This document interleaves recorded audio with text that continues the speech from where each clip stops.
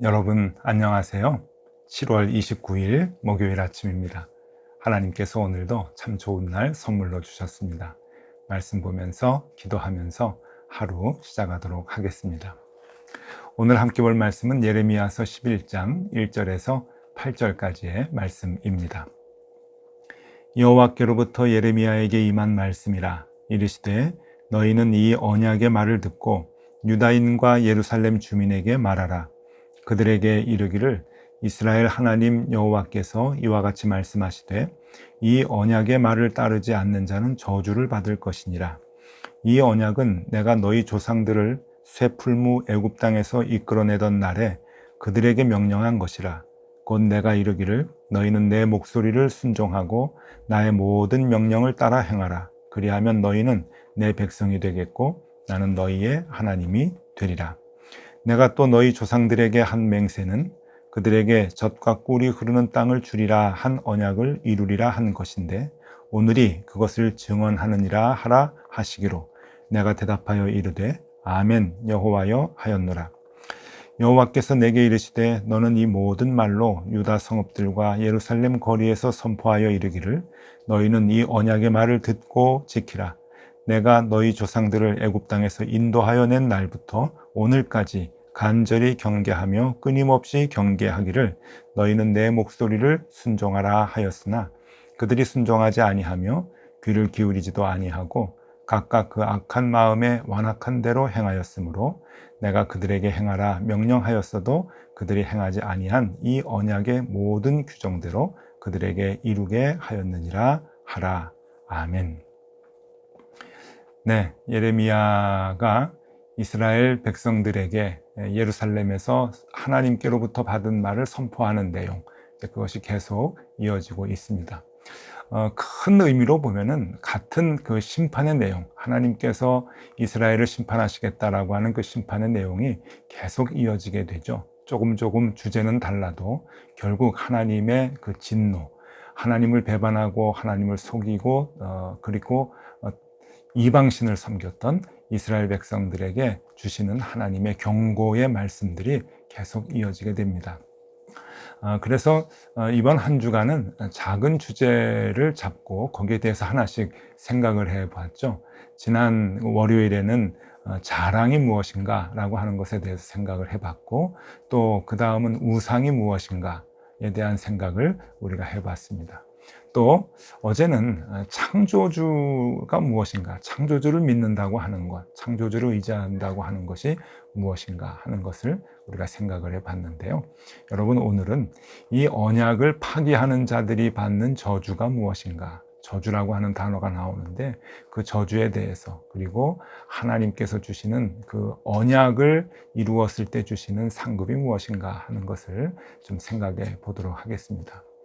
오늘 하나님께서는 이 언약을 파기하면, 그러니까 하나님과의 약속을 파기하면 저주를 내린다라고 하는 말씀을 하고 계시는데요. 그 말씀이 바로 3절에 나옵니다. 그들에게 이르기를 이스라엘 하나님 여호와께서 이와 같이 말씀하시되 이 언약의 말을 따르지 않는 자는 저주를 받을 것이니라. 네, 하나님의 말씀을 예레미야 선지자가 지금 이스라엘 백성들에게 선포하고 있는 것이죠. 하나님의 말씀을 따르지 않으면 그 말을, 언약을 따르지 않으면, 약속을 지키지 않으면 너희들은 저주를 받을 것이다 라고 말씀을 하는데, 여러분이 저주라고 하는 게 무엇일까요? 성경에 저주라고 하는 말이 많이 나오지는 않습니다. 간혹 아주 가끔 나오는데 그런데 오히려 신앙생활을 할 때에 이 저주라고 하는 말을 우리는 참 자주 듣고 자주 사용합니다. 대부분 목회자들이 좀 많이 사용을 하죠. 저주를 내릴 때 또 축복권이 있다, 저주권이 있다, 뭐 그런 얘기를 하는데, 여러분 이 저주에 대한 생각을 좀 해보면은요, 이 저주는 사전을 찾아보면은 이렇게 나옵니다. 남에게 재앙이나 불행이 일어나도록 빌고 바라는 것. 다시 한번 읽어드리면요, 남에게 재앙이나 불행이 일어나도록 빌고 바라는 것. 그러니까 저 사람 좀 불행했으면 좋겠습니다. 저 사람 좀 재앙이 일어났으면 좋겠습니다. 라고 누군가에게 빌고 기도를 하는 것, 그것을 저주한다 라고 그렇게 말합니다.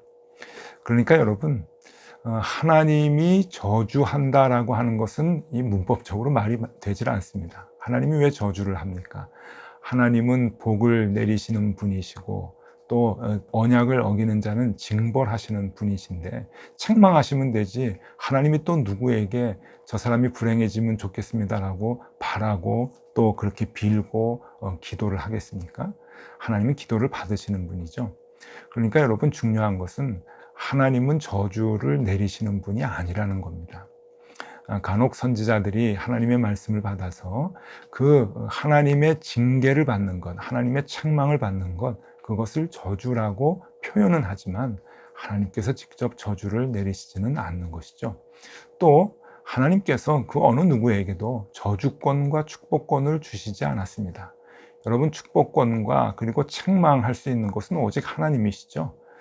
그런데 우리가 그것을 잘 모르고 어떤 목사님들은 교인들이 좀 말도 잘 듣지 않고 또 목사님의 일에 협조하지 않고 그러면은 저주권을 막 남발하고 그러는데, 여러분, 그것은 잘못된 것입니다. 그러니까 저주를 할 수 있는 것이 아니죠. 여러분, 상식적으로 생각해 보세요. 하나님께서 하나님의 자녀들을 조금 잘못하면은 돌아오도록 책망은 하시지, 어떻게 하나님께서 그렇게 불행하도록 살도록 그리고 그렇게 재앙이 늘 있도록 그렇게 저주를 내리시겠습니까? 우리 하나님은 그런 하나님 아닙니다. 우리의 아버지이시기 때문에 하나님은 기다리시고 참고 돌아오기를 바라시는 분이지 그렇게 저주를 내리시는 분은 아니시죠. 그러면 여기서 얘기하는 저주라고 하는 것은 무엇인가? 조금 전에도 얘기했듯이 그것은 하나님의 책망입니다. 근데 하나님의 책망은 우리에게 불행이 오고 우리에게 또 재앙이 일어나도록 그렇게 하시는 것이 아니라, 하나님은 그냥 우리를 내버려 두는 것 그 자체가 벌이라고 하는 것입니다. 성경에 보면은 하나님은 우리를 그냥 우리의 마음 가운데 내버려 두신다. 하나님이 제일 화가 나실 때 하는 벌이 내버려 두시는 것이죠.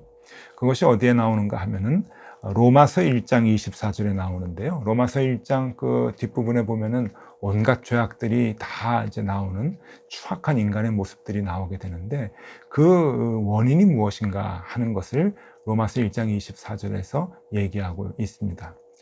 제가 읽어드리면은요. 그러므로 하나님께서 그들을 마음의 정욕대로 더러움에 내버려 두사 그들의 몸을 서로 욕되게 하게 하셨으니, 이렇게 나옵니다. 그러니까 정욕대로 더러움에 내버려 두었다라고 하는 표현을 하죠. 그러니까 하나님은 책망을 하실 때 어떠한 그 큰 계획을 갖고 그들이 재앙을 받고 불행에 이르도록 책망을 하시고 벌을 주시는 것이 아니라 그냥 내버려 두는 겁니다. 내버려 두는 것 자체가 벌이고 큰 책망이기 때문에 그런 것이죠.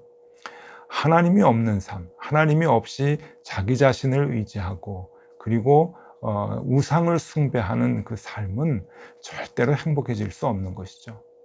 우리가 어제도 말씀을 통해서 같이 봤습니다마는 나무로 만든 조각상, 돌로 깎아서 만든 조각상, 그것 우리에게 그 어떤 것도 주지 못하는 그 우상을 숭배하고 그 우상을 따라가는 것, 그리고 사람이 생각하는 그 생각에 맞춰서 우상을 믿는 그 신앙을 만들어 놓았는데 그것을 쫓아가는 것, 여러분, 그게 얼마나 어리석은 일입니까?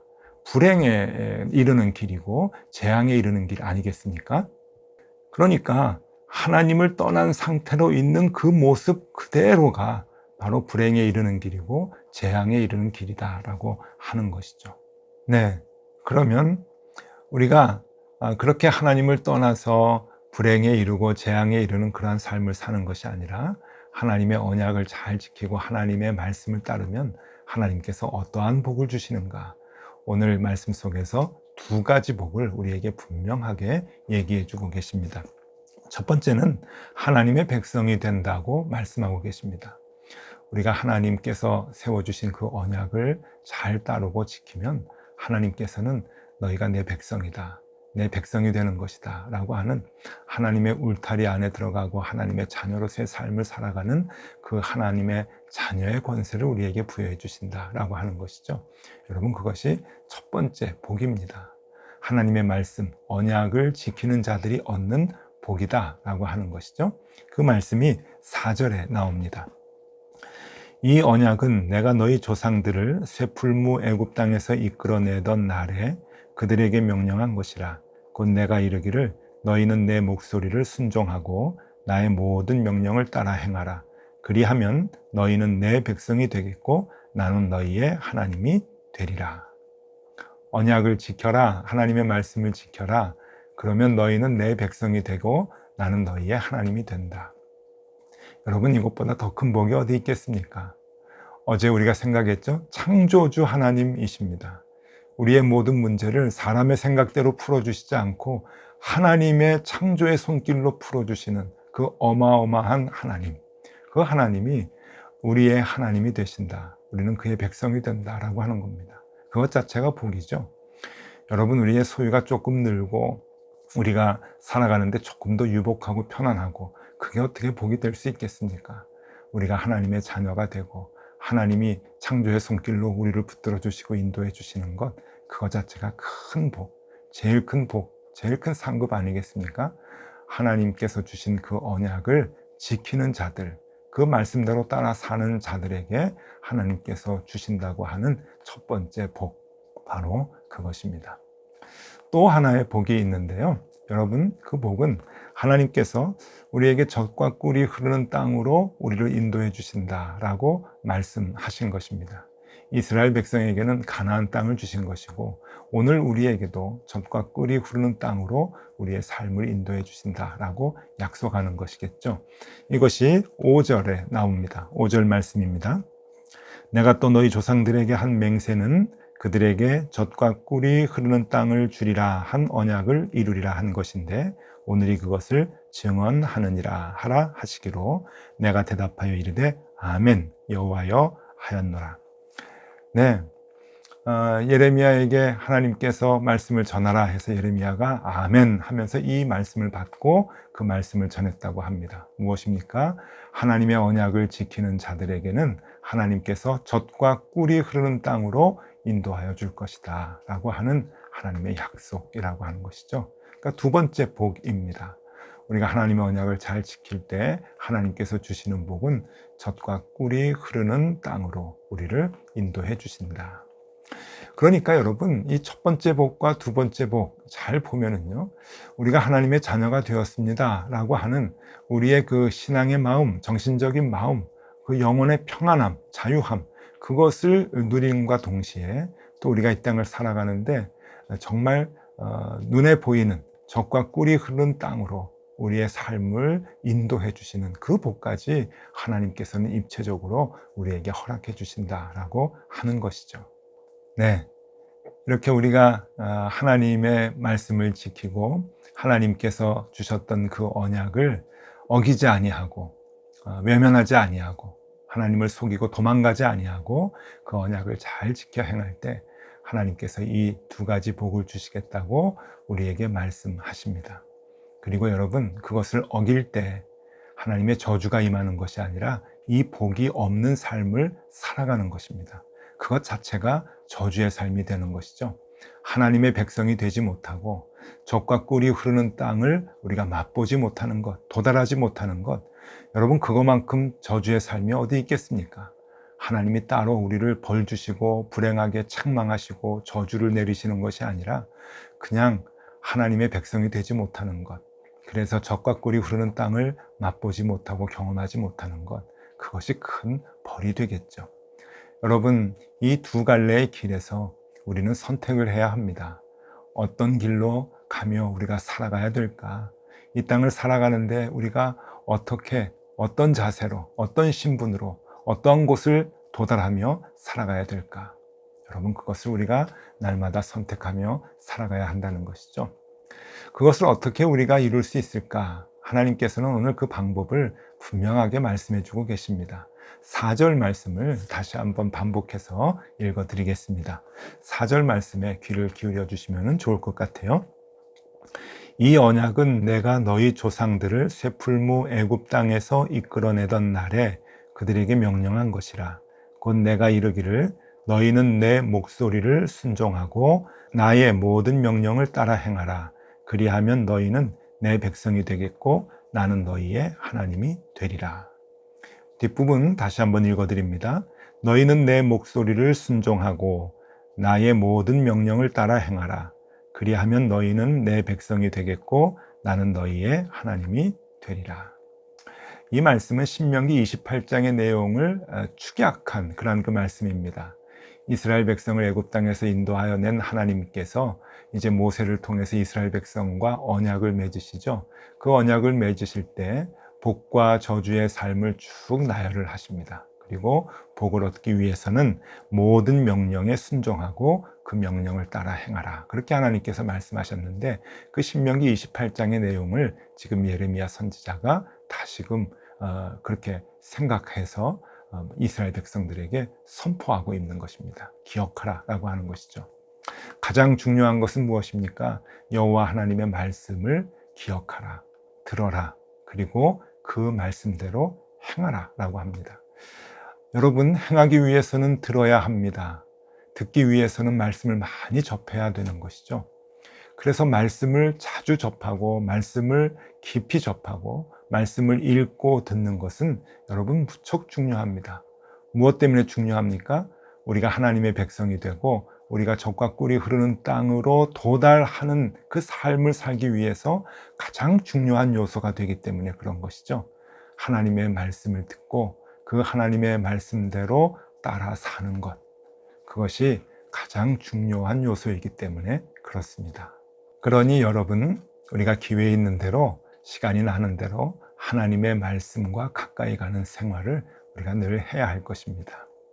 옛날에는 참 쉽지 않았겠죠. 그러나 요즘은 우리 주변에 하나님의 말씀을 접할 기회가 너무나 많이 있습니다. 우리가 마음만 먹고 선택만 하면 얼마든지 할 수 있는데, 여러분, 그럼에도 불구하고, 이렇게 좋은 환경임에도 불구하고 우리도 옛날 이스라엘 백성들 같이 말씀을 외면하고 내 생각대로 세상의 가치관대로 늘 쫓아 살아가고 있지는 않는가 되돌아볼 필요가 있습니다. 여러분, 우리 교회에서는 성경 필사 운동을 하죠. 이게 왜 하는 건가 하면은 바로 그것입니다. 시간이 많아서 뭐 성경을 쓰는 걸까요? 여러분, 이 성경 쓰는 분의 이 노트입니다. 네, 이렇게 시간이 날 때마다 열심히 말씀을 쓰는데 이 말씀 쓰는 것으로 그칠까요? 아닙니다. 많은 교인들이 말씀을 쓰면서 이렇게 고백을 합니다. 말씀을 직접 쓰니까 그 말씀을 그냥 들을 때보다, 읽을 때보다 더 깊은 의미를 깨닫게 됩니다. 라고 그런 얘기들을 하네요. 맞습니다. 듣는 것보다는 읽는 게 낫겠고, 읽는 것보다는 쓰는 게 조금 더 우리가 말씀에 깊이 들어갈 수 있겠죠. 여러분, 지난주에도 이렇게 성경을 다 쓰셔서 3권을 저희들이 제본을 해서 이렇게 만들었습니다. 멋지죠? 예, 그리고 이 예배 시간에 1부, 2부, 3부 예배 시간에 한 분씩 이제 증정을 해드렸습니다. 예, 증정하는 모습인데요. 우리 교회에서 이 운동을 벌이는 이유는 바로 한 가지입니다. 그것은 하나님의 언약을 우리가 받아 누리면 좋겠다라고 하는 것이죠. 여러분, 첫 번째가 무엇입니까? 하나님의 백성이 되는 겁니다. 하나님께서 우리의 하나님이 되어주시는 것, 그 복을 받으면 좋겠다. 두 번째, 젖과 꿀이 흐르는 땅을 우리가 도달하면 좋겠다. 그곳에서 살아가는 삶을 누리면 좋겠다라고 하는 것이죠. 여러분, 그렇게 할 수 있는 출발은 오직 하나입니다. 하나님과 맺은 그 언약, 하나님의 말씀, 그것을 잊지 않고 외면하지 않고 따라서 지켜 살아가는 것, 오직 하나입니다. 여러분, 오늘도 생활할 때 그거 하나 기억하고 오늘 하루 생활하시면 좋겠습니다. 여러분, 하나님 분명히 우리에게 약속해 주셨습니다. 내가 너희 하나님이 될 것이다. 너희는 나의 백성이 될 것이다. 또 약속하셨죠? 젖과 꿀이 흐르는 땅으로 인도하여 줄 것이다. 여러분, 하나님의 말씀 듣고 그 말씀대로 잘 행동하고 삶으로 그 주님께서 주시고자 하는 그 언약, 약속 다 누리며 살아가는 저와 여러분들이 되실 수 있기를 바랍니다. 기도하겠습니다. 하나님, 오늘도 삶이 힘들고 어렵지만 우리가 하나님을 바라봅니다. 그리고 하나님께서 우리에게 주신 언약의 말씀을 기억합니다. 그 말씀을 깨닫고 다시 행동으로, 삶으로 옮기려 합니다. 주시고자 하는 그 약속이 우리의 삶에서 다 이루어지게 하여 주옵소서. 그 약속이 우리의 간증이 되게 하여 주옵소서. 예수 그리스도 이름으로 기도드리옵나이다. 아멘. 네, 함께 기도하시겠습니다.